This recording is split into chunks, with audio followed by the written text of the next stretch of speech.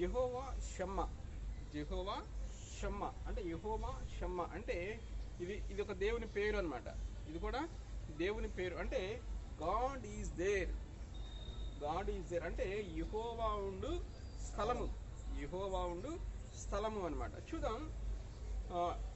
యెహెజ్కేలు గ్రంథము 48వ అధ్యాయము 35వ వచనం. యెహెజ్కేలు గ్రంథము 48వ అధ్యాయము 38వ వచనం.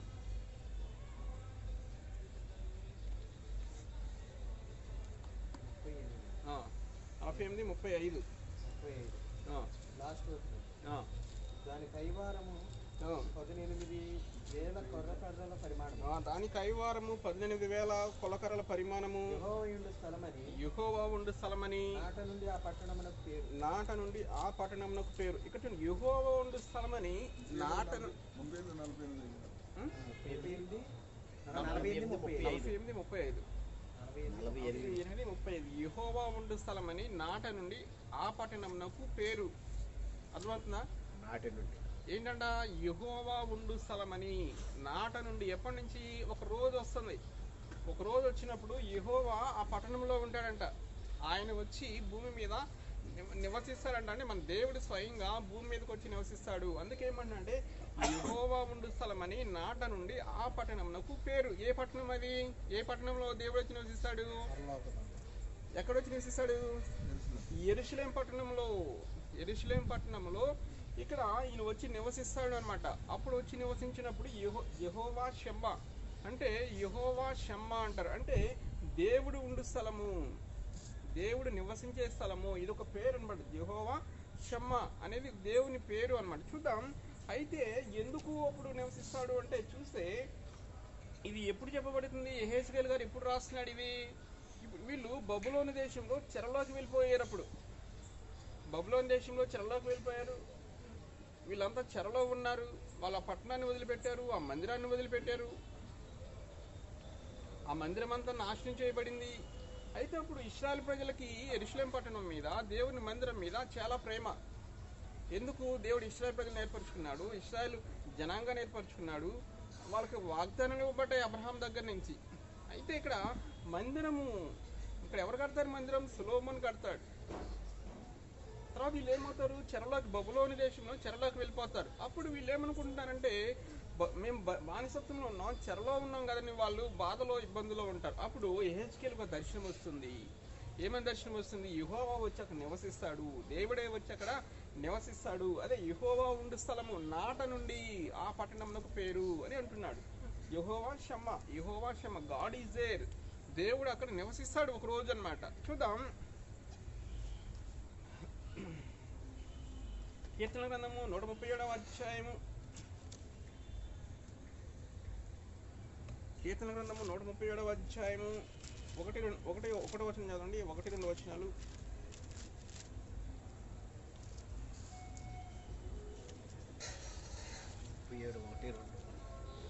కీర్తన గ్రంథము 137వ బబులోను నదుల యొద్ద కూర్చుండినప్పుడు మనము సియోనుని జ్ఞాపకం చేసుకుని ఏడ్చుచుంటిమి. వాటి వద్దనున్న నిరవంజి చెట్లకు మన సితారలు తగిలించితిమి. అచ్చట మనలను చెరగొన్నవారు ఒక కీర్తన పాడుడి అని మనలను బాధించిన వారు సియోను కీర్తనలో మాకు ఒకదాన్ని వినిపించుడి అని మన వలన ఉల్లాసం కోరిరి. అన్యుల దేశంలో యెహోవా కీర్తన మనమెట్లు పాడగలము. ఇక్కడ చూడండి, ఇక్కడ వీళ్ళు బబులోను దేశంలో చెరగా ఉన్నారు. ఇక్కడ అదే రాస్తున్నాడు. బబులోను నదుల యొద్ద మనం కూర్చుండి ఉన్నప్పుడు మన సియోను జ్ఞాపకం చేసుకుని ఏడ్చుచుంటిమి. ఇశ్రాయేల్ ప్రజలు ఏం చేస్తున్నారు? బబులోను దేశంలో ఆ చెట్ల దగ్గర కూర్చుని ఏడుస్తున్నారంట. ఎందుకు ఏడుస్తున్నారు? సియోను జ్ఞాపకం చేసుకుని. సియోను అంటే యెరూషలేం పట్టణాన్ని జ్ఞాపకం చేసుకుని ఏడుస్తున్నారు. అక్కడ ఇంక వాళ్ళు ఏమంటున్నారంటే, ఆ బబులోను ప్రజలు ఏమంటున్నారంటే, ఒక యెహోవా కీర్తన, ఒక పాట మీరు పాడండి, మీ దేవుడు గొప్పవాడు అంటారు కదా, మీ దేవుడు అద్భుతమైన వాడు అంటాడు కదా, మీ దేవుడు ఒక దేశాన్ని ఇచ్చినాడు కదా, మీ దేవుడు మీకు ఒక మందిరాన్ని ఇచ్చినాడు కదా, మీరు ఏర్పరచుకునే ప్రజలు కదా. అయితే మీరు ఇప్పుడు ఎక్కడున్నారంటే మీరు చెరలో ఉన్నారు. ఇప్పుడు మీరు ఎక్కడున్నారంట? మీరు చెరలో ఉన్నారు, మీకు యెహోవా ఒక పాట మాకు వినిపించి మాకు ఉల్లాసం చేయండి అంటున్నారు. అదే వీళ్ళు అంటున్నారు, అన్యుల దేశంలో యెహోవా కీర్తన మనం ఎట్లు పాడగలము? అన్యుల దేశంలో యెహోవా కీర్తన వాళ్ళు ఏం చేస్తున్నారు? మాకు ఎంటర్టైన్ చేయండి, మీరు మీ దేవుని గురించి ఒక పాట పాడి మీరు మమ్మల్ని ఉత్సాహపరచండి, ఉల్లాసపరచండి అంటున్నారు. అయితే వీళ్ళు ఏమంటున్నారంటే, అన్యుల దేశంలో యెహోవా కీర్తన మనం ఎట్లు పాడగలం? తర్వాత 6-7 వచ్చిన చదవండి. జ్ఞాపకం చేసుకుని నా ముఖ్య సంతోషము కంటే నేను యెరూషలేమును హెచ్చుగా 6వ వచనం నుంచి యెరూషలేమా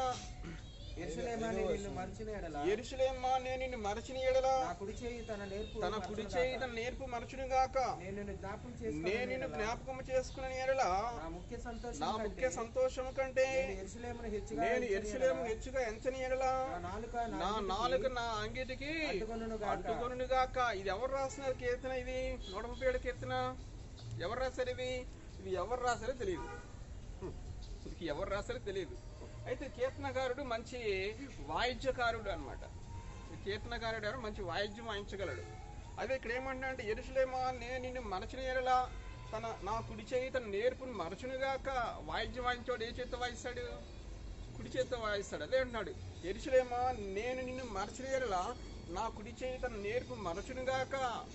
ఇంకేమంటున్నాడు? నేను నిన్ను జ్ఞాపకం చేసుకునే ఎడల నా ముఖ్య సంతోషం కంటే నేను యెరూషలేమును హెచ్చుగా ఎంచని ఎడల నా నాలుక నా అంగిటికి అంటుకొనుగాక.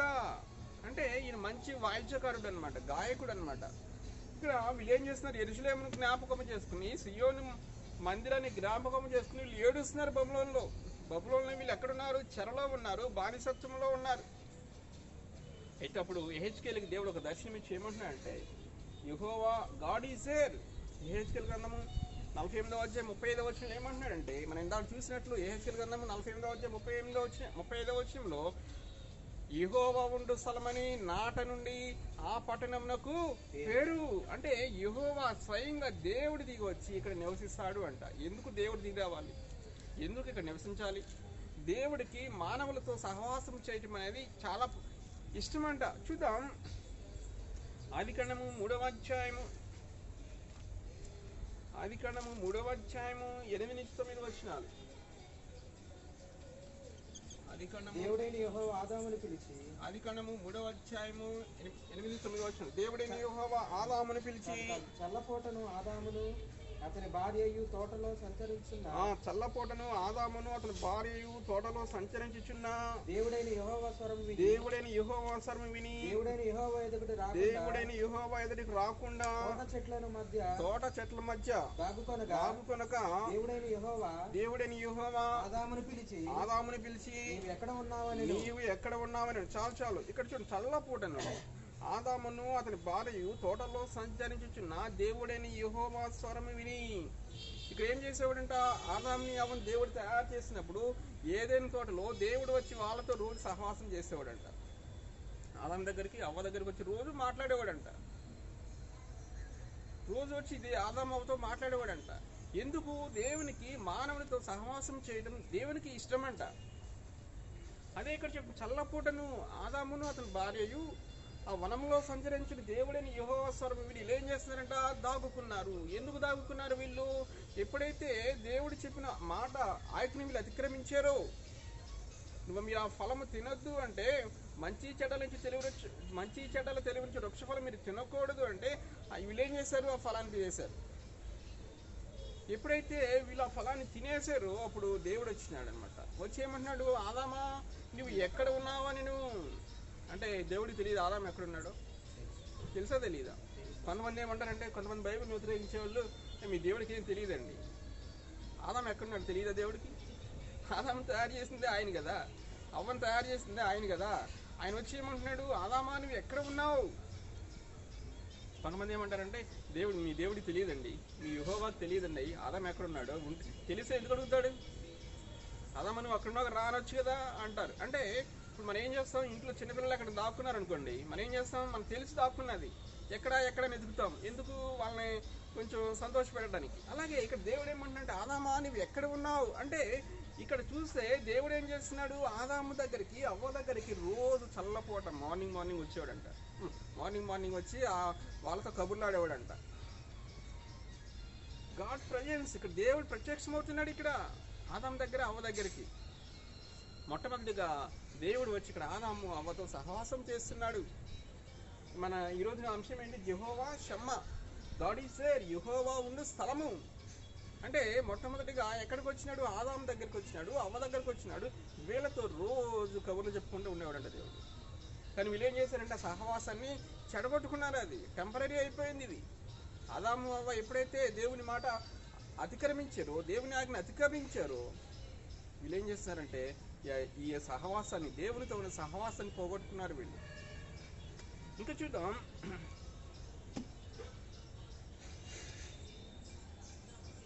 ఇంకా మనం చూస్తే దేవుడు ఏం చేసేవాడు? ఆదాము అవ్వతో ఏదైనా తోటలో మాట్లాడేవాడు. అలాగే మోషేతో దేవుడు మాట్లాడాడు.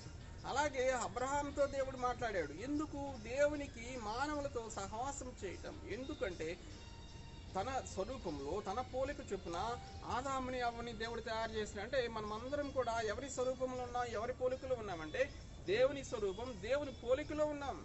అందుకే దేవుడు వచ్చి ఏం చేసేవాడంటే వీళ్ళతో, మనుషులతో సహవాసం చేయాలని దేవుని కోరిక. అయితే మనం చూద్దాం, నిర్గమకాండము 25వ అధ్యాయము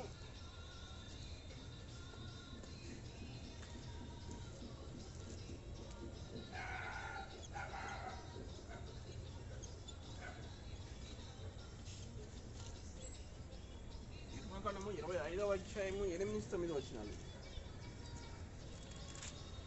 నేను వారిలో నివసించినట్లు వారు నాకు పరిశుద్ధ స్థలము నిర్మింపవలెను.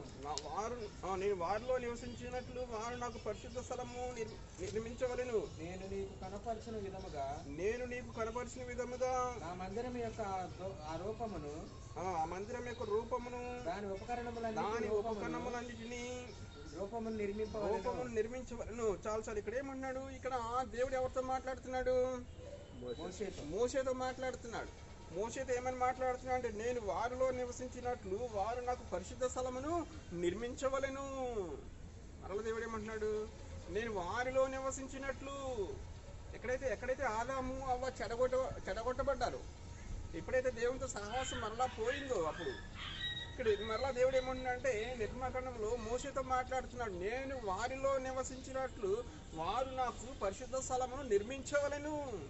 అంటే ప్రత్యక్ష గుడారం ఇది. ఇక్కడ ప్రత్యక్ష గుడారం కట్టమంటున్నాడు మోషేని దేవుడు. ఎప్పుడైతే ప్రత్యక్ష గుడారం కడతావో నేను వచ్చి ఆ ప్రత్యక్ష గుడారంలో నేను నివసిస్తాను. ఆ ప్రత్యక్ష గుడారం ఎక్కడుంటుంది? ఇశ్రాయేల్ ప్రజల మధ్యలో ఉంటుంది.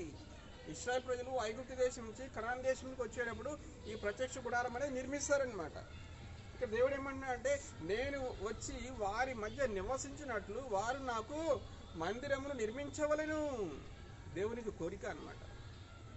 దేవుని కోరిక ఏంటంటే ప్రజల మధ్య నివసించాలి, ప్రజలతో సహవాసం చేయాలి. దేవుని కోరిక అది. చూడండి, ఇంకా చూస్తే అదే నిర్గమకాండము 25వ అధ్యాయము 21-22 వచనాలు. నేను నీకిచ్చి శాసనములను ఆ మందిరములో ఉంచవలెను. నేను నీకిచ్చి శాసనములను ఆ మందిరములో ఉంచవలెను. మందసములో ఉంచవలెను. నేను నీకిచ్చి ఆ శాసనములను ఆ మందసములో ఉంచవలెను. అక్కడ నేను నిన్ను కలుసుకొని కరుణాపీఠం మీద నుండి శాసనము గల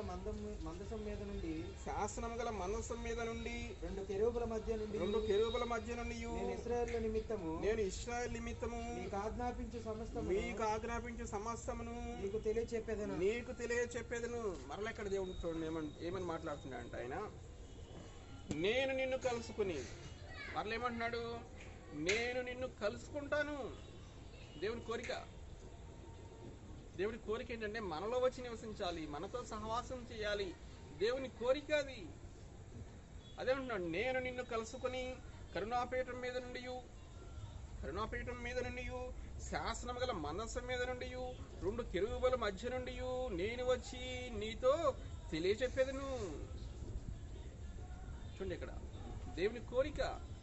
మానవుడేమో దేవునికి దూరంగా పారిపోతూ ఉన్నాడు. మానవుడేమో పాపం చేస్తూ సాతాను ఆధీనంలో ఉంటూ దేవునికి దూరంగా పారిపోతూ ఉన్నాడు. దేవుడేమో నేను మీ మధ్యకు వస్తా, నేను మీతో మాట్లాడతా, నేను మీకు అనేక విషయాలు చెప్తా, నేను మీతో సహవాసం చేయడం నాకు ఇష్టం అని దేవుడు అంటున్నాడు. ఇక్కడేమన్నాడు దేవుడు, నేను నిన్ను కలుసుకుంటాను. ఎక్కడ కలుసుకుంటాడంటే కరుణాపీఠం మీద నుండి, శాసనం గల మందసం మీద నుండి, రెండు కెరూబుల మధ్య నుండి నేను వచ్చి నీకు అనేక విషయాలు తెలియజేస్తాను. దేవుని కోరిక అది, దేవుని కోరిక అన్నమాట అది. మనం ఇంకా చూసే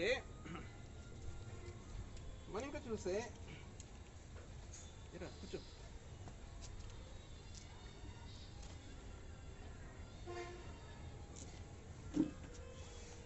చెప్పులు మనం ఇంకా చూసే నిర్గమకాండము 13వ అధ్యాయము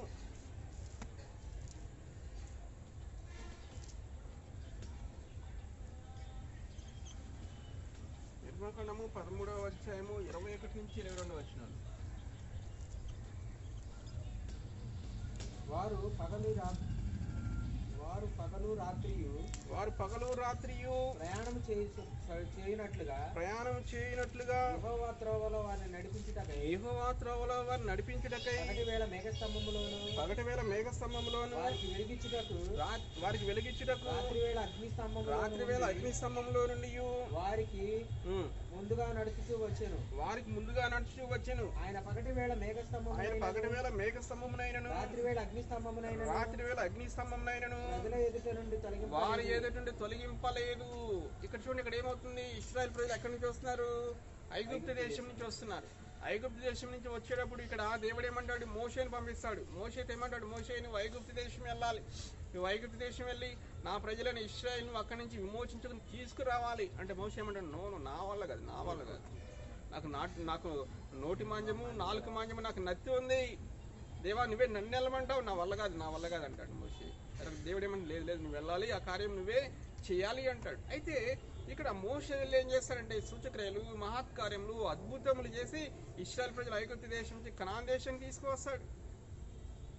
మోషే మొత్తం ఇన్ని అద్భుతాలు చేస్తాడు అంటే 10 అద్భుతాలు చేసి ఇశ్రాయేల్ ప్రజలు ఐగుప్తు దేశం బయటకు తీసుకువస్తాడు. అలాగే మోషే మొత్తం 42 అద్భుతాలు చేస్తాడు. 42 అద్భుతాలు, సూచక్రియలు, మహత్కార్యములు, అద్భుతాలు చేస్తాడు. ఎప్పుడైతే మోషే ద్వారా దేవుడు ఇలా అద్భుతాలు చేయించినాడు, ఏం చేస్తారంటే ఐగుప్తు దేశం నుంచి కూడా కొన్ని లక్షల మంది బయలుదేరి వస్తారంట. వీళ్ళ దేవుడు చాలా అద్భుతాలు చేస్తున్నాడు, వీళ్ళ దేవుడు చాలా గొప్పవాడు, ఇట్లాంటి దేవుడు మనం చూడలేదు అని చెప్పేసి ఏం చేస్తారంటే ఒక బైబిల్ చరిత్రకారుడు ఏం చెప్తాడంటే మొత్తం ఎంతమంది అక్కడ ఐగుప్తు దేశం నుంచి వచ్చారంటే 60 లక్షల మంది వచ్చారంట. 60 లక్షల మందిలో 30 లక్షల మంది ఇశ్రాయేల్ ప్రజలు అయితే 30 లక్షల మంది ఐగుప్తు ప్రజలు వచ్చారంట. ఎందుకు? ఎప్పుడైతే ఈ మోషే ద్వారా దేవుడు అద్భుతాలు చేయిస్తున్నాడు, వాళ్ళు ఏం చేస్తున్నారు, ఈ దేవుడు మామూలు వాడు కాదు, సామాన్యుడు కాదు, ఈయన గొప్ప దేవుడు, అద్భుతమైన దేవుడు అని చెప్పేసి ఐగుప్తు ప్రజలు కూడా 30 లక్షల మంది అంటే సగం మంది వస్తారంట. అయితే మోషేని పంపించాడు, మోషే తీసుకొస్తున్నాడు. మరి దేవుడు కూర్చోవచ్చు కదా పరలోకంలో. ఏం చేస్తున్నాడంట ఆయన? పగటి వేళ మేఘస్తంభంలోను రాత్రి వేళ అగ్నిస్తంభంలో నుండి వీళ్ళతో వస్తున్నాడంట. దేవుని కోరిక ఏంటి? మనుషులతో జీవించాలి, మనుషులతో నడవాలి, మనుషులతో సహవాసం చేయాలి. దేవుని కోరిక అది. ఇప్పుడు మోషేని పంపించాడు, మోషేకి చెప్పి తీసుకొచ్చేయచ్చు కదా. కానీ దేవుడు ఏం చేస్తున్నాడంటే పగటి వేళ మేఘస్తంభంలో రాత్రి వేళ అగ్నిస్తంభంలో వారికి తోడుగా ఉండి వస్తున్నాడంట. పగటి వేళ మేఘస్తంభం ఎందుకు ఉంటుందంటే ఆ ఎండకి వాళ్ళు తట్టుకోలేరని చెప్పేసి మేఘాన్ని కల్పిస్తాడు. అలాగే రాత్రి వేళ వాళ్ళు వచ్చేటప్పుడు చీకటిలో, అదంతా కొండ ప్రదేశం కనుక ఆ కొండ ప్రదేశంలో ఏముంటాయి, పాములు ఉంటాయి, తేళ్లు ఉంటాయి, అనేక విష జంతువులు ఉంటాయి అక్కడ. అందుకే రాత్రి వేళ అగ్నిస్తంభంగా వీళ్ళతో నడుస్తున్నాడంట. అంటే ఇశ్రాయేల్ ప్రజలను తీసుకొచ్చేటప్పుడు దేవుడు స్వయంగా వాళ్ళతో నడుస్తున్నాడంట. ఎలా నడుస్తున్నాడు? పగటి వేళ మేఘస్తంభము, రాత్రి వేళ అగ్నిస్తంభంలో ఇశ్రాయేల్ ప్రజలతో ఆయన నడుస్తున్నాడంట.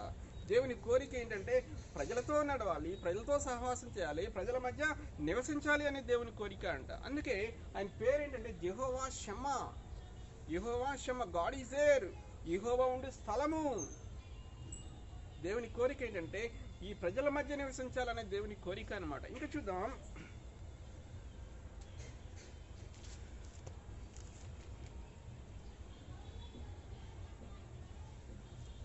మొదటి రాజులు 6వ అధ్యాయము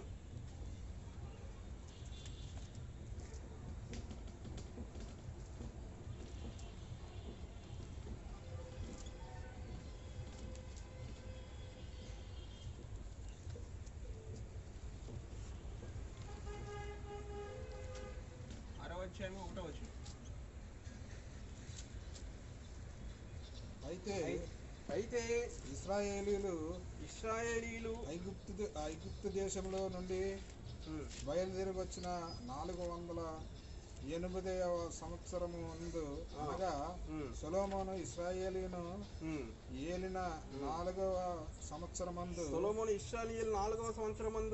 జీప్ అను 2వ మాసమున అతడు యెహోవా మందిరమును కట్టనారంభించాను. చాలా ఇక్కడ చూస్తే అయితే ఇశ్రాయేలు ఐగుప్తులో నుండి బయలుదేరి వచ్చిన 430వ సంవత్సరమున ఇక్కడ సొలొమోను మందిరం కడుతున్నాడు. ఎప్పుడు సొలొమోను మందిరం కడుతున్నాడు?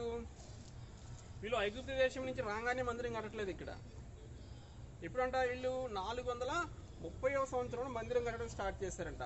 జీప్ అని 2వ మాసంన అంటే 2వ నెలలో మందిరం కట్టడం స్టార్ట్ చేశాడు. చూద్దాం అదే అధ్యాయము 6వ అధ్యాయం 37-38 వచనాలు.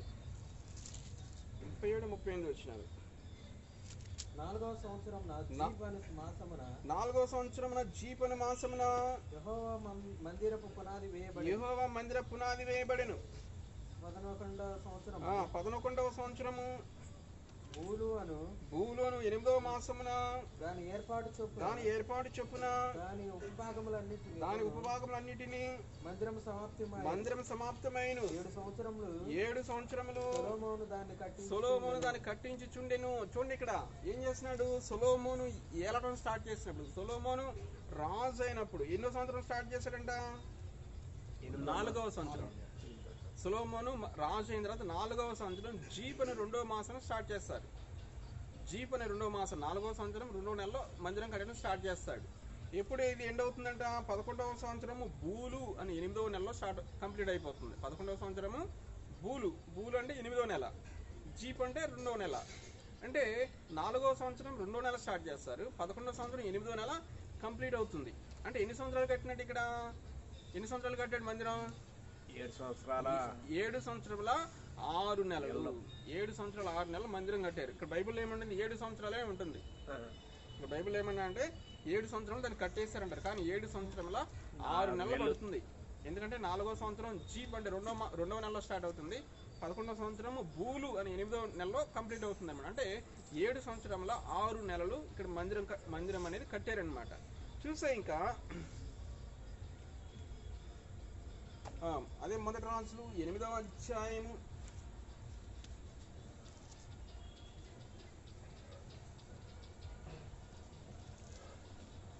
10-11 వచ్చిన. యాజకులు పరిశుద్ధ స్థలంలో నుండి బయటకు వచ్చినప్పుడు మేఘము యెహోవా మందిరమును నింపెను. కాబట్టి యెహోవా తేజో మహిమ యెహోవా మందిరములో నిండుకొనగా ఆ మేఘమున్న హేతువు చేత యాజకులు సేవ చేయుటకు నిలవలేకపోయిరి. చాలు ఇక్కడ చూస్తే మందిరం కంప్లీట్ అయిపోయింది. 7 సంవత్సరాలు 6 నెలలు మందిరం కట్టేశాడు. మందిరం కట్టేసిన తర్వాత ఏం జరుగుతుంది? మందిరంలో ఆరాధన జరుగుతుంది, మందిరంలో వర్షిప్ జరుగుతుంది. ఇక్కడ ఎవరుంటారు? ఇక్కడ సొలొమోను మందిరంలో యాజకులు ఉంటారు. లేవీలు చేయాల్సిన పనులు లేవీలు చేయాలి, యాజకులు చేయాల్సిన పనులు యాజకులు చేయాలి.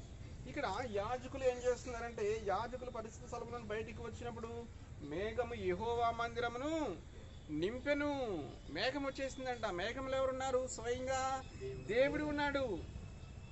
వాళ్ళు అరణ్యంలో ప్రయాణం చేసినప్పుడు పగటి వేళ మేఘ స్తంభంలోను, రాత్రి వేళ అగ్ని స్తంభంలో దేవుడు ఉన్నట్లు ఇక్కడ మందిరం మీద కూడా మేఘం వచ్చిందంట.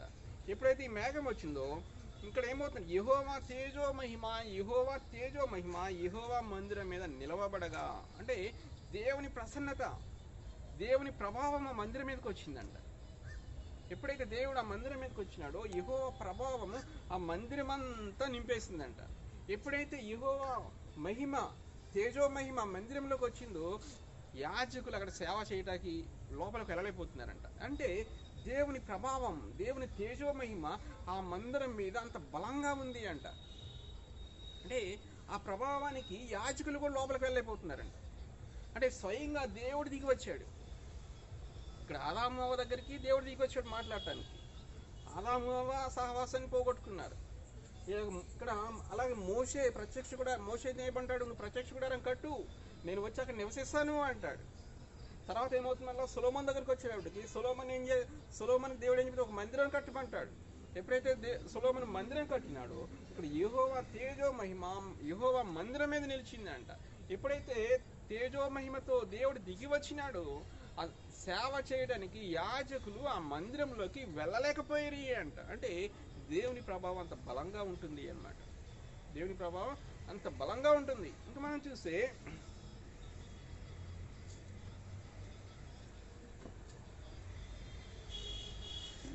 యెహెజ్కేలు గ్రంథము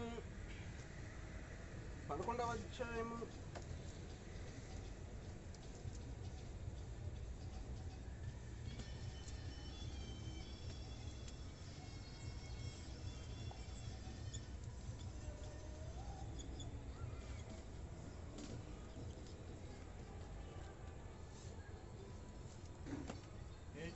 11వ అధ్యాయము 22 నుంచి 23 వచనం.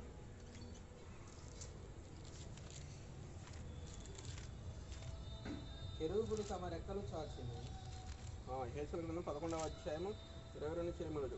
కెరూబులు తమ రెక్కలు చాపెను, చక్రములు వాటి పక్క నుండెను, చక్రములు వాటి పక్క నుండెను. అంతలో ఇశ్రాయేలు దేవుని మహిమ, అంతలో ఇశ్రాయేలు దేవుని మహిమ వాటికి పైన ఉండెను, వాటికి పైన ఉండెను. మరి యెహోవా మహిమ, మరి యెహోవా మహిమ పట్టణంలో నుండి పైకెక్కి, పట్టణంలోని పైకెక్కి పట్టణపు తూర్పు దిశనున్న, పట్టణంకు తూర్పు దిశనున్న కొండకు పైగా నిలిచెను, కొండకు పైగా నిలిచెను. ఇక్కడ చాలా ఇంపార్టెంట్ అన్నమాట. ఇక్కడ చూసి ఇక్కడ ఏమన్నా అంటే యెహెజ్కేలు గ్రంథంలో ఇక్కడ యెహెజ్కేలు గారు ఏమని రాస్తున్నాడంటే, కెరూబులు తమ రెక్కలు చాపెను, చక్రములు వాటి పక్కన ఉండెను, అంతలో ఇశ్రాయేలు దేవుని మహిమ వాటికి పైగా నుండెను. ఇక్కడ మందిరంలో ఏముంటాయి? కెరూబులు ఉన్నాయి. కెరూబులు తమ రెక్కలు చాపినవంట, దేవుని మహిమ వాటి మీదకి వచ్చింది. తర్వాత చూసినప్పుడు ఏమంటున్నా అంటే, మరి యెహోవా మహిమ పట్టణంలో నుండి పైకెక్కి పట్టణపు తూర్పు దిశనున్న కొండపైకి నిలిచెను. ఇక్కడ ఏమవుతుంది? ఈ మహిమ ఎక్కడ ఉండాలి?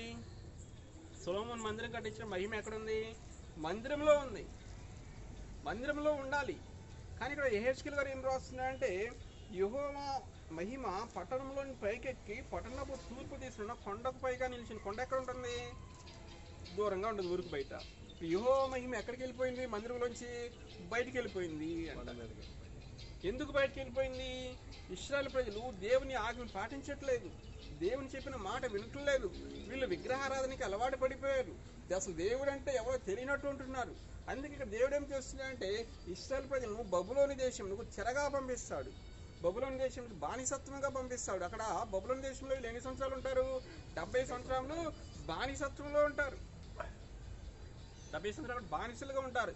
ఎప్పుడైతే ఇక్కడ వీళ్ళు దేవుని మాట పాటించలేదు కనుక, దేవుని ఆజ్ఞను పాటించలేదు కనుక, దేవునితో వీళ్ళు సహవాసంలో లేరు కనుక, దేవుని మహిమ అంట మందిరంలో ఉండాల్సిన మహిమ బయట కొండ మీదకి వెళ్ళిపోయిందంట. బయటకు వెళ్ళిపోయింది మహిమ. అదే సొలొమోను మందిరం కట్టినప్పుడు ఎప్పుడైతే యెహోవా తేజో మహిమ దిగి వచ్చాడో, సేవ చేయడానికి యాజకులు ఆ మందిరంలోకి వెళ్ళలేకపోయారంట.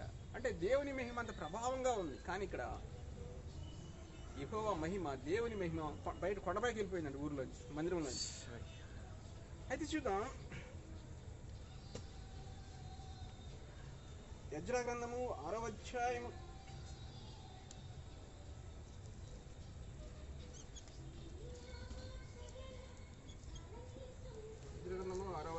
15-16 వచ్చిన.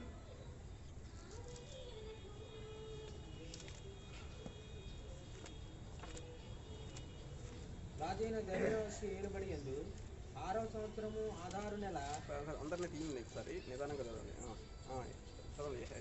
ఎజ్రా గ్రంథము 6వ అధ్యాయము 15-16 వచ్చిన. రాజైన దర్యావేషు ఏలుబడి యందు, రాజైన దర్యావేషు ఏలుబడి యందు 6వ సంవత్సరము ఆదారు నెల, 6వ సంవత్సరము ఆదారు నెల 3వ నాటికి మందిరము సమాప్తి చేయబడెను. మందిరము సమాప్తి చేయబడెను. అప్పుడు ఇశ్రాయేలీయులను యాజకులను లేవీయులను చెరలో నుండి విడుదల నొందిన తక్కిన వారును దేవుని మందిరమును ఆనందంతో ప్రతిష్ఠించిరి. మనం ఇక్కడ చూసే రాజైన దర్యావేషు ఏలుబడి యందు 6వ సంవత్సరము ఆదారు నెల 3వ నాటికి మందిరం సమాప్తి చేయబడెను. ఇక్కడ మళ్ళీ ఒక మందిరం గురించి చెప్తున్నాడు. ఇదే మందిరం ఇది. ఇక్కడ ఎజ్రా గ్రంథంలో చెప్పబడే మందిరం ఏది? ఇది ఎప్పుడైతే సొలొమోను మందిరం అనేది కూల్చేశారు, అయిపోయింది, దాని చరిత్ర అయిపోయింది. ఇక్కడ మందిరం ఎవరు కట్టేశాడు? జెరుబ్బాబెలు కట్టేశాడు మందిరం. ఇక్కడ ఎప్పుడైతే జెరుబ్బాబెలు మందిరం కట్టించినాడు, మందిరం సమాప్తి చేయబడింది అంటున్నాడు. అప్పుడు ఇశ్రాయేలును, యాజకులను, లేవీలను, చెరలో నుండి విడుదల పొందిన వారును, తక్కిన వారును దేవుని మందిరమును ఆనందంతో ప్రతిష్ఠించిరి. ఇశ్రాయేల్ ప్రజలు వాళ్ళు చెరలోనికి వెళ్ళక ముందు ఎంతమంది ఉండేవాళ్ళు? కొన్ని లక్షల మంది ఉండేవాళ్ళు. వాళ్ళు బొబ్బులో నుంచి ఎంతమంది తిరిగి వస్తారు? కొన్ని వేలలో తిరిగి వస్తారు. 50,000 60,000 వస్తారు మొత్తం. అంటే ఇశ్రాయేలు యూదా కలుపుకుంటే దాదాపు ఒక టైంలో 20 లక్షల మంది ఉండేవాళ్ళు. సైన్యమే. వీళ్ళు 11 లక్షలు, వాళ్ళు ఒక 7 లక్షలు ఉండేవాళ్ళు. అంటే దగ్గర 20 లక్షల సైన్యం ఉండేది. అంటే దాదాపుగా ఒక 50 లక్షల మంది ప్రజలు ఉండేవాళ్ళు. ఇశ్రాయేలు యూదా 12 గోత్రాలు కలుపుకుంటాయి. కానీ వీళ్ళు ఇక్కడ ఏమవుతుంది, బబులోను నుంచి చెరలోంచి వచ్చేటప్పుడు 50,000 మంది 60,000 మంది తిరిగి వస్తారు. అంటే అంతమంది తక్కువ మంది తిరిగి వస్తారనమాట. ఇక్కడ ఏం చేస్తారు, జెరుబ్బాబెలు ఇక్కడ మందిరం కడతాడు. ఎప్పుడైతే జెరుబ్బాబెలు మందిరం కట్టాడో యాజకులు, లేవీలు, ఇశ్రాయేలు అందరూ కూడా ఆ మందిరంలో ఆనందంతో ప్రతిష్ఠించిరి అంటున్నాడు. ఎప్పుడైతే ఇక్కడ మందిరం కట్టినారో ఎలా కడతారు మందిరం? ఇది సొలొమోను ఎలా కడతాడు మందిరం? అందంగా కడతాడు. సొలొమోను కొన్ని కోట్ల రూపాయలు ఖర్చు పెట్టి మందిరం కడతాడు. అయితే వీళ్ళు ఇక్కడ కట్టే మందిరం అంత అందంగా ఉండదు, అంత డబ్బు లేదు వీళ్ళ దగ్గర.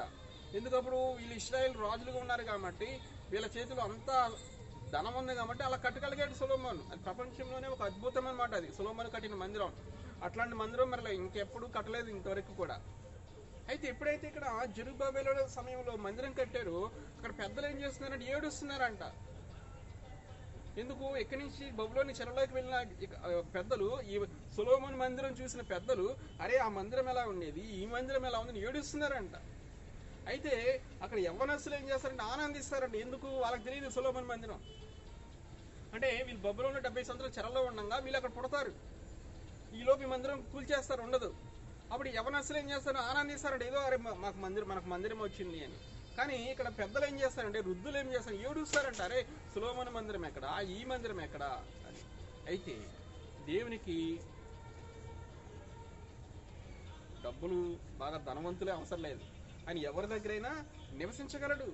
సొలొమోను మందిరంలో నివసించిన దేవుడే ఇక్కడ జెరుబ్బాబెలు మందిరంలో కూడా నివసించాడు. తర్వాత ఏం చేస్తుంది, కొన్నాళ్ళకి జెరుబ్బాబెలు మందిరం ఏమవుతుందంటే, అది లేదు దీన్ని బాగు చేయాలని హేరోదు తెలుసు కదా, హేరోదు ఏం చేస్తాడంటే ఈ జెరుబ్బాబెలు కట్టిన మందిరాన్ని బాగు చేస్తాడంట. ఎందుకు? హేరోదు నా పేరు బాగా చరిత్రలో నిలబడాలి, నేను కూడా ఈ మందిరాన్ని బాగు చేయించాను, చరిత్రలో నిలబడాలని కట్ చేస్తాడు. హేరోదు బాగు చేస్తాడు. అయితే ఇక్కడ ఏమవుతుందంటే మనం చూస్తే అప్పుడు ఆ మందిరంలో దేవుని ప్రసన్నత ఉందా లేదా అన్న చూద్దాం. మార్కు సువార్త 11వ అధ్యాయం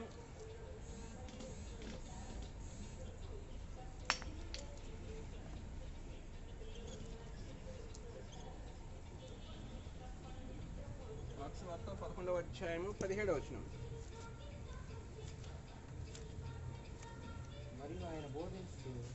మరియు ఆయన బోధించుచు నా మందిరము సమస్తమైన అన్ని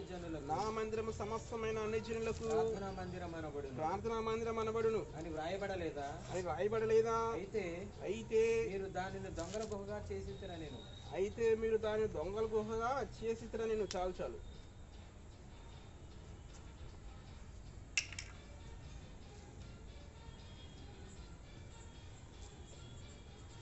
ఇక్కడ ఎవరు మాట్లాడుతున్నారు? మార్క్స్ 11వ అధ్యాయంలో అవును, క్రీస్తు వారు మాట్లాడుతున్నాడు. ఆయన ఏమన్నాడు? నా మందిరము సమస్తమైన అన్ని జనులకు ప్రార్థనా మందిరం అనబడును. సమస్తమైన జనులకు అంటే ప్రపంచంలో అందరి జనులకు కూడా నా మందిరము ప్రార్థనా మందిరం అనబడుతుంది. అయితే ఇక్కడ ఆయన ఏమన్నాడు? మీరు దానిని దొంగల గుహగా చేసితిరి. క్రీస్తు వారు వచ్చినప్పుడు ఎట్లా ఉందంటే ఆ మందిరం? ఆ మందిరంలో మహిమ ఉందా? లేదు, మందిరంలో మహిమ లేదు. యెహెజ్కేలు టైంలో మహిమ వెళ్ళిపోయింది. క్రీస్తు వారు వచ్చినప్పుడు అది ఎలా ఉందంట? దొంగల గుహగా ఉందంట. ఇది ఎవరు చెప్తున్నారు? స్వయంగా క్రీస్తు వారు చెప్తున్నారు. నా మందిరము సమస్తమైన జనులకు ప్రార్థనా మందిరం అనబడును, అయితే మీరు దాన్ని దొంగల గుహగా చేసితిరి. అంటే అప్పుడు కూడా ఇశ్రాయేలు ప్రజలు దేవునితో సహవాసంలో లేరు. దేవుని ప్రసన్నత వాళ్ళ దగ్గర లేదు. అది ఆ మందిరం ఎలా ఉందంటే దొంగల గుహగా ఉందంట. అది ఎవరో మామూలు వ్యక్తి చెప్పట్లేదు. ఎవరు చెప్తున్నారు? స్వయంగా క్రీస్తు వారే చెప్తున్నాడు. అది ఒక దొంగల గుహగా ఉంది అంటున్నాడు. అంటే ఆ మందిరంలో దేవుని ప్రసన్నత లేదు. అయితే ఆ దేవుని ప్రసన్నత ఎక్కడుందంటే అప్పుడు క్రీస్తు వారు భూమి మీదకి వచ్చినప్పుడు దేవుని ప్రసన్నత దేవుడు ఎక్కడ ఉన్నాడంట చూద్దాం. కొరింథీయులకు రాసిన 2వ పత్రిక 5వ అధ్యాయము 2 కొరింథీ.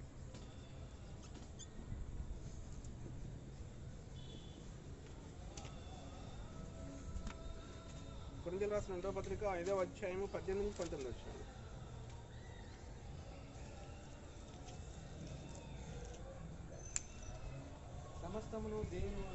సమస్తమును దేవుని వలనైనవి. ఆయన మనల్ని క్రీస్తు ద్వారా తనతో సమాధానపరచుకుని ఆ సమాధాన పరిచర్య మనకు అనుగ్రహించును. అదేదనగా దేవుడు వారి అపరాధమును వారి మీద మోపగా క్రీస్తునందు లోకమును తనతో సమాధానపరచుకొనుచు ఆ సమాధాన వాక్యమును మాకు అప్పగించెను. ఇక్కడ పౌలు గారు రాస్తున్నాడు. ఇక్కడ ఏం చేస్తున్నాడంటే ఆయన మనను క్రీస్తు ద్వారా తనతో సమాధానపరుచుకుని, ఎవరంట? దేవుడు తండ్రి ఏం చేస్తున్నా అంటే క్రీస్తు ద్వారా సమాధానపరుచుకుంటున్నాడు. ఎవరిని? లోకమంతటిని కూడా క్రీస్తు ద్వారా తనతో సమాధానపరుచుకుంటున్నాడు. ఆ పరిచయం మాకు అనుగ్రహించును అంటున్నాడు. అదేదనగా దేవుడు వారి అపరాధములను వారి మీద మోపక, మన అపరాధములు, ఈ ప్రజలు చేసిన అపరాధములు ప్రజల మీద మోపక ఏం చేస్తున్నాడంట? క్రీస్తునందు లోకమును తనతో సమాధానపరుచుకుంటున్నాడు. అంటే ఈ అపరాధములన్నీ కూడా, ఈ లోక పాపములన్నిటి కూడా ఎవరి మీద మోపుతున్నాడు అంటే క్రీస్తు వారి మీద మోపుతున్నాడు. అదే మన ఇంగ్లీష్ బైబిల్లో చూస్తే ఏమంటాడంటే గాడ్ వాజ్ ఇన్ క్రైస్ట్. అప్పుడు దేవుడు ఎక్కడ ఉన్నాడంటే క్రీస్తులో ఉన్నాడు, యేసు వారిలో ఉన్నాడు. దేవుడు సొలొమోను మందిరంలో లేడు. యెహెజ్కేలు దగ్గర ఆయన బయటికి వెళ్ళిపోయినాడు. ఇక్కడ జెరుబ్బాబెల్ మందిరం కట్టేస్తాడు. ఇక్కడ హేరోదు మరలా ఆ మందిరాన్ని బాగు చేస్తాడు. అయితే క్రీస్తు వారు ఏమంటున్నాడు? అది ఒక దొంగల గుహగా ఉంది అంటున్నాడు. అంటే క్రీస్తు వారు భూమి మీద ఉన్నప్పుడు దేవుని ప్రసన్నత, దేవుడు ఎక్కడ ఉన్నాడంటే క్రీస్తు వారిలో ఉన్నాడు. ఎక్కడున్నాడు? క్రీస్తు వారిలో ఉన్నాడు. చూస్తే ఇంకా యోహాను సువార్త 2వ అధ్యాయము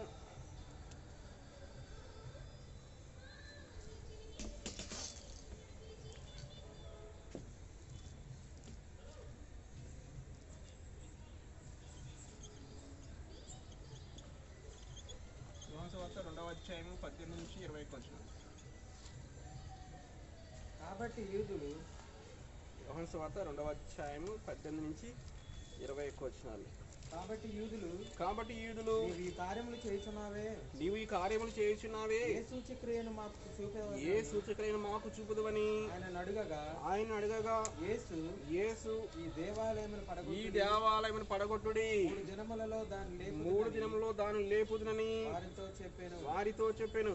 యూదులు ఈ దేవాలయమును 46 సంవత్సరములు కట్టిరే, నీవు 3 దినములలో దాన్ని లేపుదువా అనిరి. అయితే ఆయన తన శరీరమును దేవాలయమును గురించి ఈ మాట చెప్పెను. ఇక్కడ చూస్తే యూదులు, కాబట్టి యూదులు ఏమంటారంటే క్రీస్తు వారి దగ్గరకు వచ్చి ఇవన్నీ కార్యాలు చేస్తున్నావు కదా, నువ్వు సూచక్రియలు చేస్తున్నావు, మహత్కార్యం చేస్తున్నావు, అద్భుతం చేస్తున్నావు, గుండెవారు నడిపిస్తున్నావు, గుడ్డివారు చూపిస్తున్నావు, మగవారితో మాట్లాడిస్తున్నావు, చనిపోయిన వారిని లేపుతున్నావు, ఇవన్నీ సూచక్రియలు చేస్తున్నావు కదా, మాకు ఒక సూచక్రియ చూపించు అంటున్నాడు. అని వాళ్ళు అడుగుతున్నారు, వాళ్ళు యూదులు యేసుక్రీస్తు వారిని. ఆయన ఏమంటున్నా అంటే అప్పుడు ఆయన ఈ దేవాలయం పడగొట్టి నేను 3 దినంలో దాన్ని కట్టుదును, లేపుదును అంటున్నాడు. ఏమంటున్నాడు ఆయన?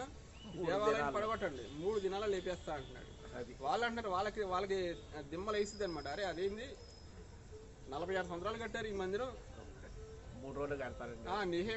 నెహెమియా అజ్రాలు వాళ్ళందరూ తీసుకొచ్చి అటు జెరుబ్బాబెల్ నాయకత్వం ఎన్ని సంవత్సరాలు కట్టారు మందిరాన్ని?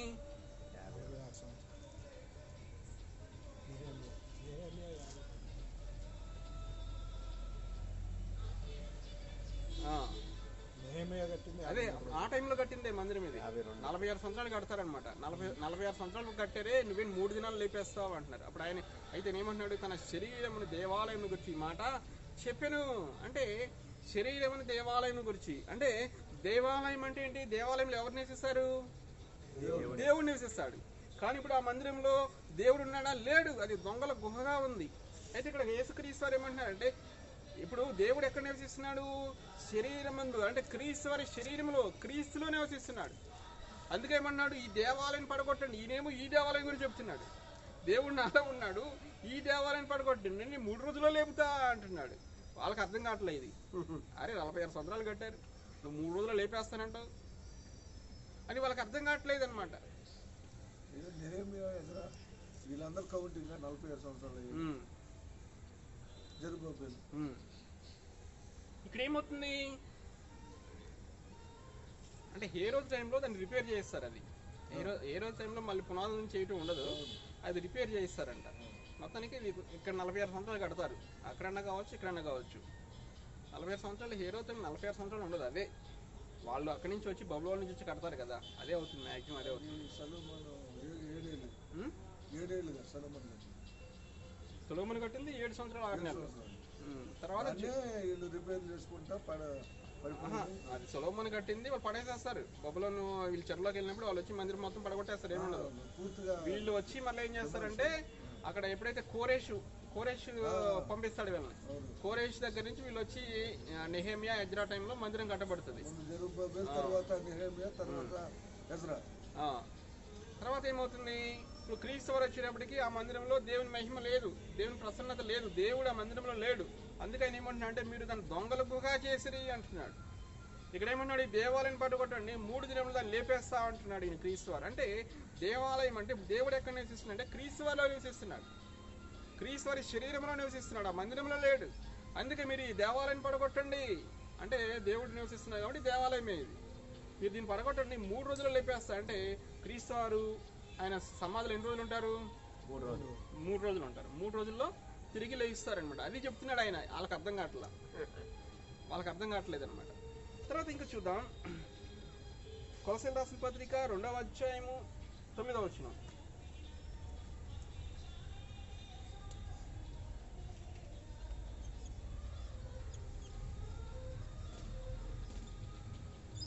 కొలస్సీయులకు రాసిన పత్రిక 2వ అధ్యాయము 9వ వచనం.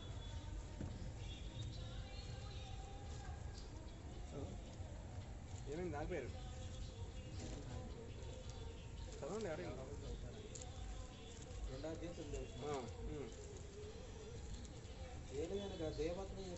ఏలైనగా దేవత్వం యొక్క సర్వ పరిపూర్ణత శరీరముగా క్రీస్తునందు నివసించినది. చాలు. ఇక్కడ ఏమన్నాడు?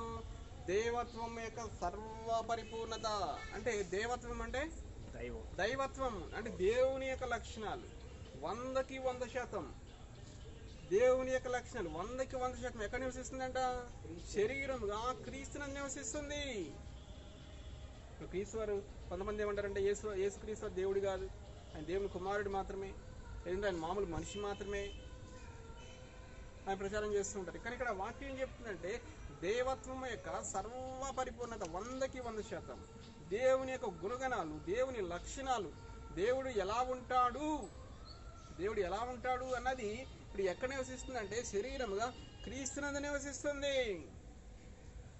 శరీరముగా క్రీస్తునందు నివసిస్తుంది. ఇప్పుడు ఆ జెరుబ్బాబెలు కట్టిన మందిరంలో, లేదంటే హేరోదు రిపేర్ చేయించిన మందిరంలో దేవుడు నివసించట్లేదు, దేవుని మహిమ నివసించట్లేదు. ఎక్కడ నివసిస్తుందంటే శరీరముగా క్రీస్తునందు నివసిస్తుంది అంటున్నాడు. మనం ఇంకా చూస్తే అయితే ఇప్పుడు ఏమైంది?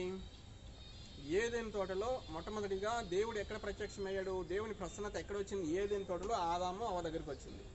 ఆదాము అవ్వ ఏం చేశారు? దేవుడు చెప్పిన మాట వినకుండా దేవుని ఆజ్ఞ అతిక్రమించి ఆ దేవునితో సహవాసాన్ని కట్ చేసుకున్నారు. అక్కడ ఫస్ట్ కట్ అయిపోయింది. తర్వాత ఏమైంది? ప్రత్యక్ష గుడారం. మోషేతో ఏమంటాడు దేవుడు? నువ్వు ప్రత్యక్ష గుడారం కట్టు, నేను వచ్చి అక్కడ నివసిస్తాను అంటాడు. అది కూడా టెంపరీనే. తర్వాత ఏమవుతుంది?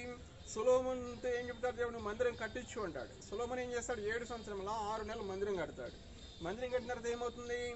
యాజకులు సేవ చేయడానికి అక్కడ వెళ్ళలేకపోతారు. ఎందుకు? యెహోవా తేజో మహిమతో ప్రత్యక్షమైన అంటే యెహోవా ప్రభావం, యెహోవా ప్రసన్నత, దేవుని ప్రసన్నత అంత బలంగా వస్తుంది. అది కూడా తాత్కాలికం అయిపోయింది. తర్వాత ఏమవుతుంది? యెహెజ్కేలు ప్రవచిస్తాడు, యెహెజ్కేలు రాస్తాడు. ఏం 11వ అధ్యాయం 11వ అధ్యాయంలో ఏం చెప్తాడు? అక్కడ ఇక్కడ వీళ్ళు ఎప్పుడైతే ఇశ్రాయేలు దేవుని వ్యతిరేకంగా ఉన్నారో, విగ్రహారాధన వైపు వెళ్ళిపోతారో, దేవుని మాట వినట్లేదు, అప్పుడు దేవుని ప్రసన్నత, దేవుని ప్రభావము ఎక్కడికి వెళ్ళిపోతుందంట? బయట కొండ మీదకి వెళ్ళిపోతుందంట. అంటే మందిరంలో ఉండాల్సిన దేవుడు ఎక్కడికి వెళ్ళిపోయాడు? బయటికి వెళ్ళిపోయాడు, బయట కొండ మీదకి వెళ్ళిపోయాడు అంట. ఎందుకు? వీళ్ళు దేవుని మాట వినట్లేదు కనుక. తర్వాత ఏమవుతుంది? జెరుబ్బాబెలు వస్తాడు, మందిరం కడతాడు. అక్కడ అది కూడా తాత్కాలికమే, కొద్ది కాలం దేవుని ప్రభావం అక్కడ ఉంటుంది. తర్వాత హేరోదు దాన్ని బాగు చేస్తాడు, కొద్ది కాలం ప్రభావం ఉంటుంది. మరలా క్రీస్తు భూమి మీదకి వస్తాడు. క్రీస్తు భూమి మీదకి వచ్చినప్పుడు దేవుని ప్రభావము, యెహోవా ప్రసన్నత ఆ మందిరంలో లేదు. క్రీస్తు ఏమంటా అంటే, మీరు దాన్ని దొంగల గుహగా చేసితిరి అంటాడు. అంటే ఇవన్నీ 5 కూడా ప్రభావం లేదు, క్యాన్సిల్ అయిపోయింది. తర్వాత ఏమవుతుంది? క్రీస్తు ఏమంటే, ఈ దేవాలయం పడగొట్టండి, నేను 3 దినం దాన్ని లేపుతా అంటాడు. అంటే ఏం చేశారు? ఈయన కూడా సిలువేశారు, ఈయన కూడా సిలువేశారు, ఈయన కూడా సిలువేశారు. ఇప్పుడు ఎక్కడుంది ఇప్పుడు దేవుని ప్రసన్నత? దేవుని ప్రసన్నత ఎక్కడుంది ఇప్పుడు? ఆయన క్రీస్తు సిలువేశారు కదా, క్రీస్తులో ఉంది, ఆయన సిలువేశారు.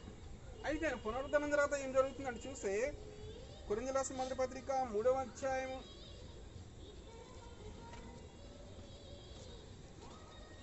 16వ వచనం.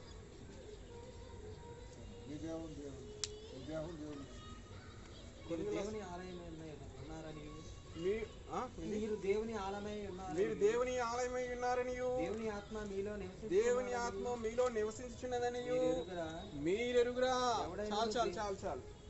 చాలు. ఇక్కడ ఏమన్నాడు? ఇక్కడ క్రీస్తు పునరుద్ధరణ జరిగిన తర్వాత ఇప్పుడు దేవుని ప్రసన్నత, దేవుని ప్రభావము, దేవుడు ఎక్కడ నివసిస్తున్నాడంటే, మీరు దేవుని ఆలయమై ఉన్నారనియు. మనమే ఇప్పుడు దేవుని ఆలయం అంట. ఎప్పుడైతే మనం క్రీస్తుని అంగీకరిస్తున్నామో, క్రీస్తుల దగ్గరికి వచ్చినామో, క్రీస్తు రక్తంతో మన పాపాలు కడిగి వేసుకుంటున్నామో, అప్పుడు దేవుడు వచ్చి ఎక్కడ నివసిస్తాడంట? మనలో నివసిస్తాడు. ఇప్పుడు క్రీస్తు వారు భూమి మీద ఉన్నప్పుడు ఈ దేవాలయం పడగొట్టుడి అంటే, దేవుడు అప్పుడు ఎక్కడున్నాడు? ఆయనలో ఉన్నాడు. అందుకని దేవాలయం అన్నాడు, దేవాలయం పడగొట్టండి, నేను 3 రోజులు లేపేస్తా అన్నాడు. ఆయన పునరుద్ధరణ జరిగిన తర్వాత ఏమంటుంది? ఇప్పుడు మనం దేవుని ఆలయమై ఉన్నామంట, దేవుని ఆత్మ మనలో నివసిస్తుంది అంట. సొలొమోను మందిరంలో లేదు. యెహెజ్కేలు గారి టైంలో బయట కొండ మీదకి వెళ్ళిపోయిన యెహోవా ప్రసన్నత, యెహోవా ప్రభావం ఇప్పుడు ఎక్కడ ఉందంట? మనలో ఉందంట, మనలో ఉంది.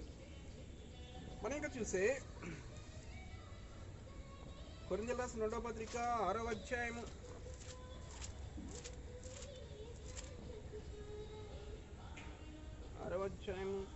18వ వచనం.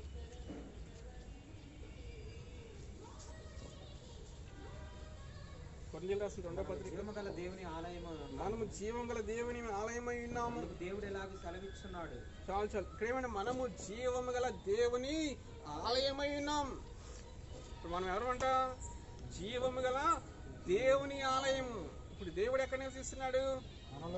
మనలో నివసిస్తున్నాడు. ఒకప్పుడు ఆదాము అవ్వతో సహవాసం చేయాలని వచ్చాడు ఆయన. అసలు ఆయన పేరేంటి? యెహోవా షమ్మా, గాడ్ ఈజ్ దేర్. యెహోవా ఉండు స్థలము. దేవుని కోరిక ఏమిటంటే, దేవుని కోరిక ఏంటంటే మనుషులతో కలిసి నివసించాలి అని, మనుషుల మధ్య నివసించాలి అని. అందుకే ఆదాము అవ్వ దగ్గరికి వస్తాడు మొట్టమొదటిగా, వాళ్ళతో సహవాసం చేస్తాడు, చల్లపూట వస్తాడు అంట, వాళ్ళతో కబుర్లు చెప్తా ఉండేవాడు. కానీ ఎప్పుడైతే ఆదాము అవ్వ దేవుని మాట వినలేదో, దేవుడు అక్కడ ఆ సహవాసం అనేది కట్ అయింది. తర్వాత మోషే చెప్తాడు, నువ్వు ప్రత్యక్ష కూడా నిర్మించు, నేను వచ్చి అక్కడ నివసిస్తాను అంటాడు. అది తాత్కాలికమైంది. తర్వాత ఏమవుతుంది? సొలొమోనుతో దేవుడు చెప్తాడు, నువ్వు మందిరం కట్టు అంటాడు. అక్కడ మందిరంలోకి వచ్చి దేవుడు నివసిస్తాడు.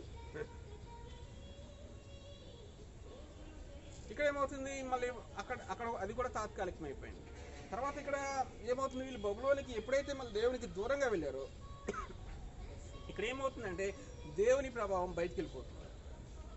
తర్వాత క్రీస్తు వారు వచ్చినప్పుడు దేవుడు స్వయంగా ఆయనలో నివసిస్తాడు, ఆయన సిలువేస్తాడు. ఇప్పుడు దేవుడు ఎక్కడ నివసిస్తున్నాడు? మనలో నివసిస్తున్నాడు. అందుకేమన్నాడు? మనము జీవము గల దేవుని ఆలయమై ఉన్నాం. మనం ఇంకా చూస్తే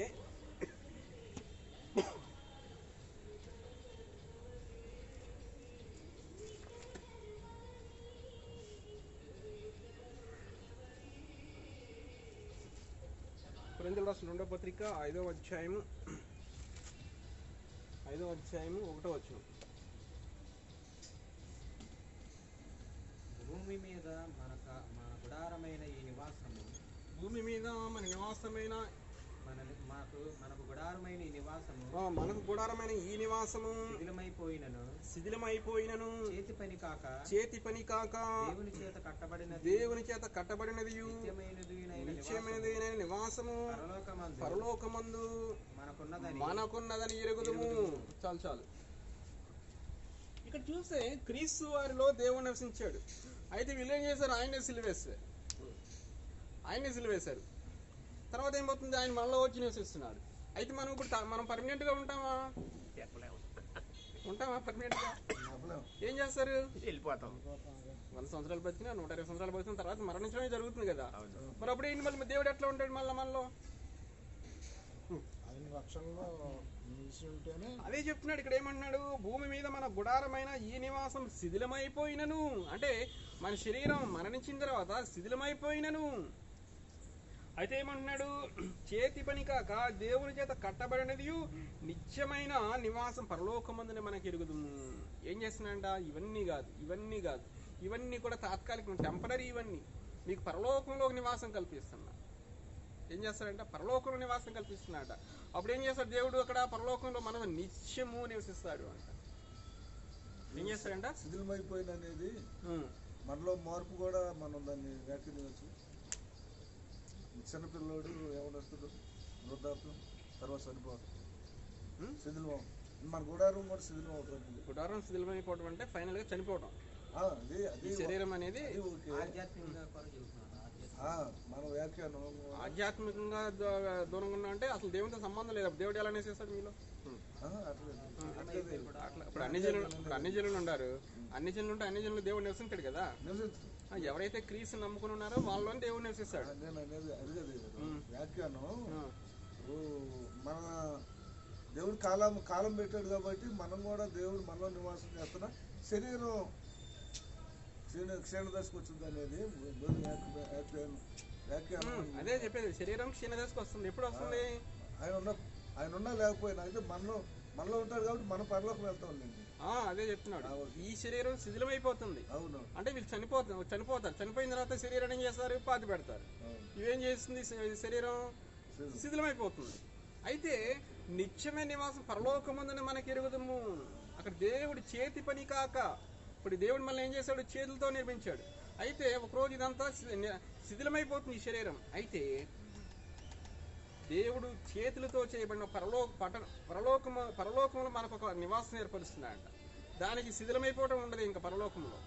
అప్పుడు ఏం చేస్తాడు? దేవుడు వచ్చి మనలో నివసిస్తాడంట, మన మధ్యలో నివసిస్తాడంట. ఇప్పుడు దేవుని కోరిక ఏంటి? యెహోవా షమ్మా, గాడ్ ఈజ్ దేర్. యెహోవా ఉండు స్థలము, ఆయన వచ్చి మనలో నివసించాలి, మన మధ్య నివసించాలని దాని కోరిక. అప్పుడు పరలోకం వెళ్ళిన తర్వాత ఇక ఎటువంటి అవాంతరాలు ఉండవు. ఆయన మన మధ్య నివాసం చేస్తాడు, మనతో ఆయన జీవిస్తాడు.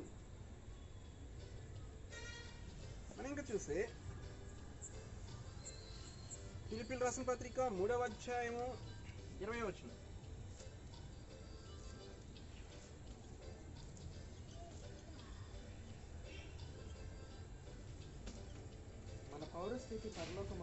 మన పౌరస్థితి పరలోకమందున్నది. అక్కడ నుండి ప్రభువైన యేసుక్రీస్తుని రక్షకుని నిమిత్తము మనము కనిపెట్టుచున్నాం. చాలు. ఇక్కడ ఏమన్నాడు? మన పౌరస్థితి పరలోకమందున్నది. పౌరస్థితి అంటే సిటిజన్షిప్. ఇప్పుడు నాకు అమెరికా పౌరసత్వం ఉందండి. నాకు అమెరికా పౌరసత్వం ఉంటే ఎవరైనా అమెరికా వెళ్ళకుండా ఆపగలరా? ఆపలేరు. అలాగే ఇక్కడ ఏమన్నా అంటే మన పౌరస్థితి, మన సిటిజన్షిప్, మన పౌరస్థితి పరలోకమందున ఎరుగుదము అంటున్నాడు. అంటే ఇప్పుడు మనం భూమి మీద నివసిస్తున్నాం, కానీ మన పౌరస్థితి ఎక్కడుందంట? పరలోకంలో ఉందంట. ఎక్కడుంది? పరలోకంలో ఉంది. మనం చేసిన అక్కడి నుండి ప్రభువైన యేసు ఏం చేస్తున్నాం? అక్కడి నుంచి కనిపెడుతున్నామంట. ఇప్పుడు మనం ఏమంటాం? యేసు ప్రభువా త్వరగా రా అనుకుంటున్నాం. మనం ఏం చేస్తున్నాం? భూమి మీద ఉండి ఆయన రాకడ కోసం కనిపెడుతున్నాం అనుకుంటున్నాం. కాదంట. మనం ఎక్కడి నుంచి కనిపెడుతున్నాం? పరలోకములో ఉండి కనిపెడుతున్నాం. మన పౌరస్థితి పరలోకమందున్నది. అక్కడి నుండి మన ప్రభువైన యేసు రాకడ నిమిత్తం మనం కనిపెడుచున్నాం. పరలోకములో ఉండి మనం కనిపెడుతున్నాం అన్నమాట. అంటే మనం భూమి మీద నివాసం చేస్తున్నాం, భూమి మీద జీవిస్తున్నాం, భూమి మీద అటు ఇటు ప్రయాణం చేస్తున్నాం. కానీ మన పౌరస్థితి ఎక్కడుందంట? పరలోకంలో ఉందంట. ఇంకా చూసే ప్రకటన గ్రంథము 21వ అధ్యాయము